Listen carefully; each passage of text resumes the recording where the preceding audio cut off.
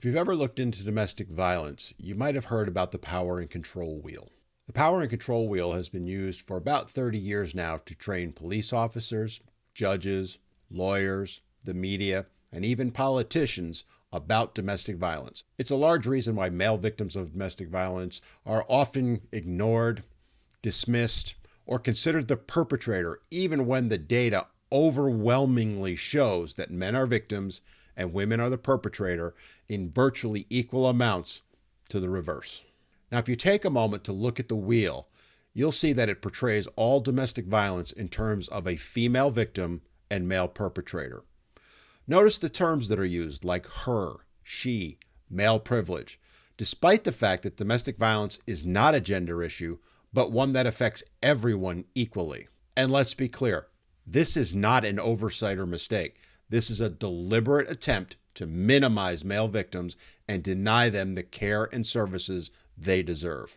It is also why the statistics, the ones that they like to quote so often, are misleading and, in fact, downright false. Even now, the Domestic Violence Hotline, which is supported by the U.S. Department of Health and Human Services, aka the U.S. government, and despite that overwhelming, indisputable proof that men are abused at rates equal to, if not significantly more than female victims, has this wheel up on their website. Now take a moment to consider how sad that is. That this program, which claims to assist all victims of domestic violence, including men, is using this tool to silence those very victims and deny funding for the creation of shelters and assistance programs for men. It's a big reason why there are only 2 shelters in the entire United States for men.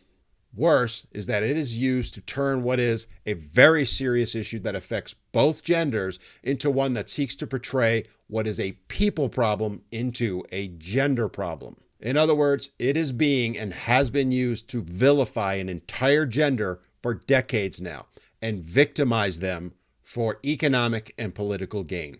And make no mistake about it, my friends, it is indeed also a very clear indication of the government's, and indeed all of society's views on male victims.